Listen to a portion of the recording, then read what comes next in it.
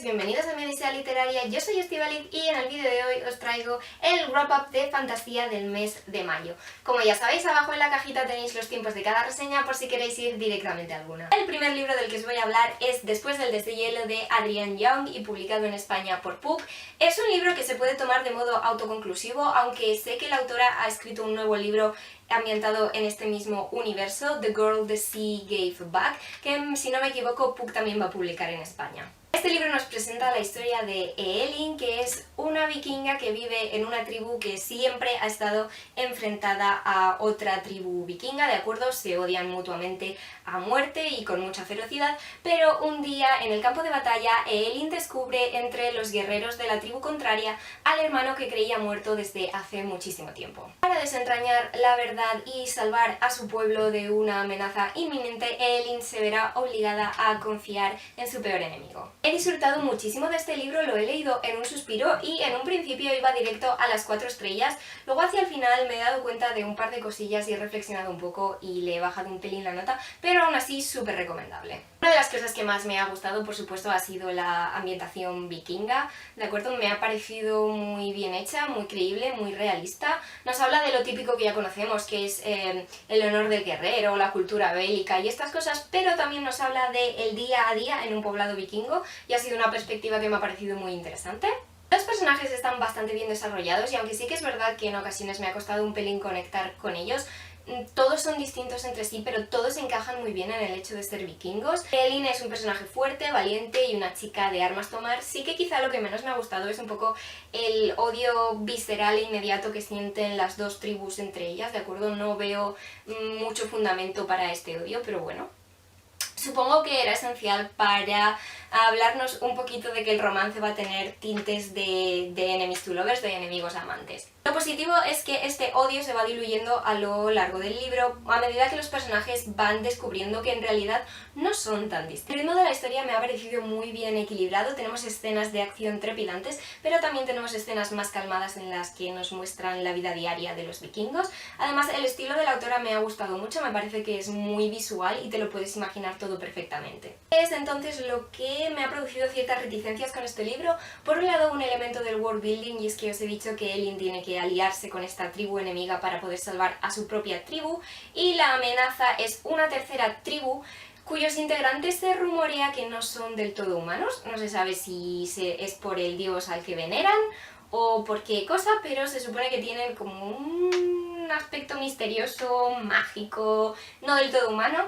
Pero esto no se llega a aclarar en ningún momento, es decir, te lo plantean así, la amenaza de esta tercera tribu es tan fuerte porque no son del todo humanos, pero no te explican por qué no son humanos, no te explican si es verdad o mentira la teoría de que es por el dios al que veneran, nada de nada. O por otro lado sí que me ha faltado un pelín de chispa en la relación. Para ser un enemies to lovers quizá me ha faltado un poquito de intensidad, un poquito de tensión.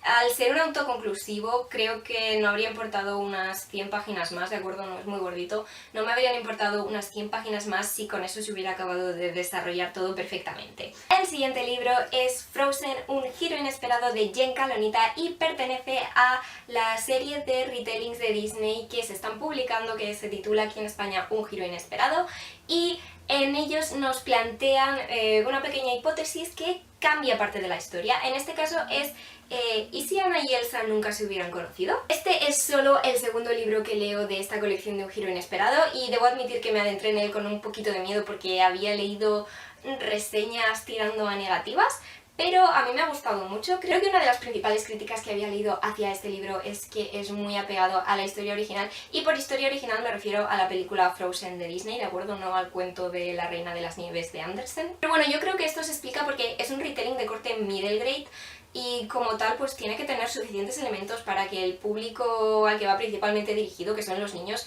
reconozcan la historia de Frozen en el libro. Y os advierto que a partir de aquí puede que haya algún pequeño spoiler de la película de Frozen de Disney, no del libro, pero de la película sí, así que si no la habéis visto y la queréis ver o no os queréis llevar spoilers, abajo en la cajita tenéis donde empieza la siguiente reseña. Bueno, como os he dicho, el giro en este libro es ¿qué pasaría si Anna y Elsa no se hubieran conocido? Y esta ha sido mi primera sorpresa porque yo en mi cabeza al leer esta especie de eslogan tenía una idea y no se ha visto hecha realidad, es decir, la manera en que lo han llevado a cabo en el libro ha sido totalmente diferente a lo que yo me esperaba.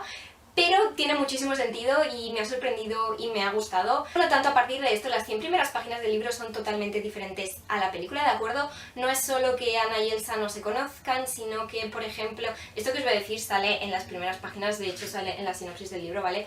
Y es el hecho de que los padres de Elsa no mueren cuando ella es una niña, sino que mueren cuando ella es adolescente, por lo tanto los tiene a su lado durante más años, y esta es otra diferencia con la película. Pero tras la muerte de sus padres, unos misteriosos poderes aparecen y Elsa empieza a recordar cosas que en un principio cree que no ha vivido. En especial tiene recuerdos de su infancia con una niña pelirroja a la que no conoce. Alrededor de la página 120 o así ya vamos viendo más elementos que vamos a poder identificar fácilmente con la película, pero aún así me han gustado mucho y sigue habiendo cambios y cosas distintas, como por ejemplo nuevos diálogos, y me han gustado particularmente los nuevos diálogos entre Anna y Kristoff.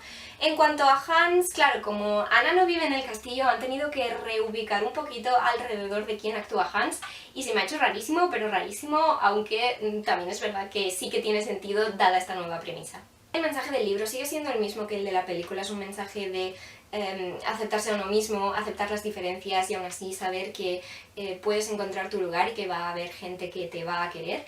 A mí me ha gustado el equilibrio entre detalles nuevos y detalles que ya conocemos de la película. No he tenido ningún problema porque sea un retelling un poquito más apegado, no es un retelling que se diferencie tanto de la historia original como, pues yo qué sé, Una corte de rosas y espinas, Crónicas lunares o Cazados.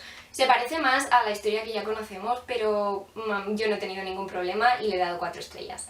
Los siguientes 2 libros pertenecen a la misma serie y esta es La caída de los reinos, y tenemos por un lado El abrazo de las tinieblas y por otro La marea de hielo, ambos de Morgan Rhodes. Como sabéis, es una saga que estoy leyendo y que pretendo acabarme este año, y en principio el libro número 3 me tocaba leerlo en abril, pero por cuestiones de confinamiento pues no lo tenía conmigo y he tenido que retrasarlo.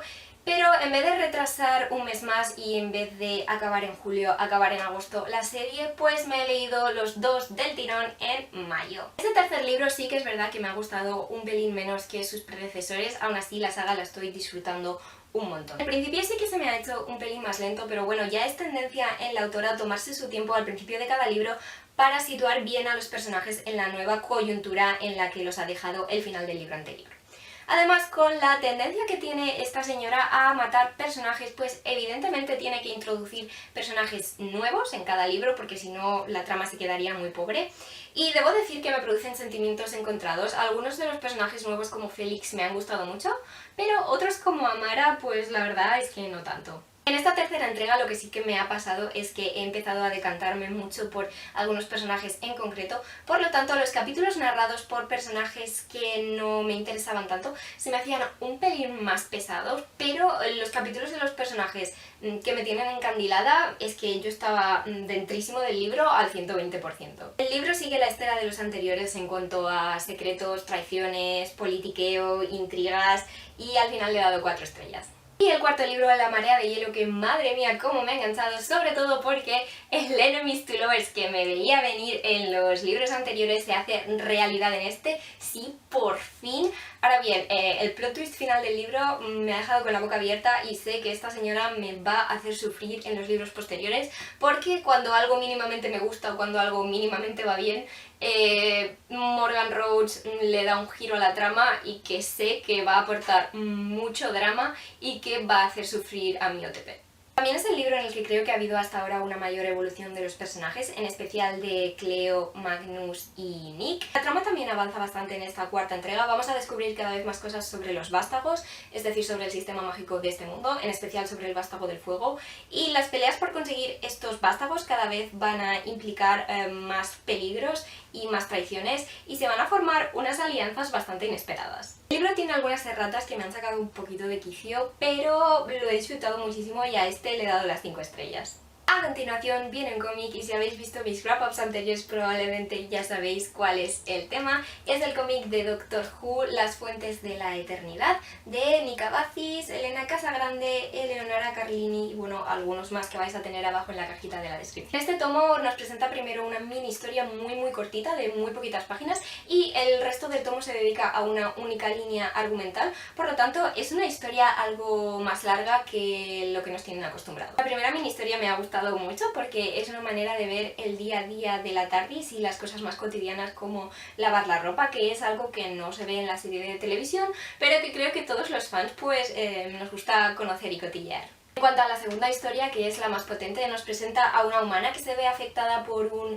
instrumento alienígena y además nos habla de cierta interrelación entre una cultura alienígena y una cultura de la antigüedad de la Tierra que se suponía demasiado avanzada para su época, y esta es una de las cosas que más me gustan de Doctor Who, la manera como interrelaciona las cosas alienígenas con cosas terráqueas y te lo presenta todo como terriblemente lógico. Claro que esta civilización era demasiado avanzada para su época, era alienígena. También me ha gustado que este cómic en particular tiene un elenco de protagonistas femeninas bastante variado, también incluye diversidad racial y además hace cierta crítica al fanatismo religioso con la que estoy muy de acuerdo. Eso sí, el final nos deja en un cliffhanger, la historia no acaba en este tomo, ¿de acuerdo? Por lo tanto, tenemos que esperar al siguiente tomo para descubrir el final de la historia. De momento no hay noticias del siguiente tomo por parte de Fandogamia. El próximo de Doctor Who que han anunciado es el siguiente del 11º Doctor. Por lo tanto, si hay que esperar mucho para el siguiente, soy consciente de que voy a tener que leerme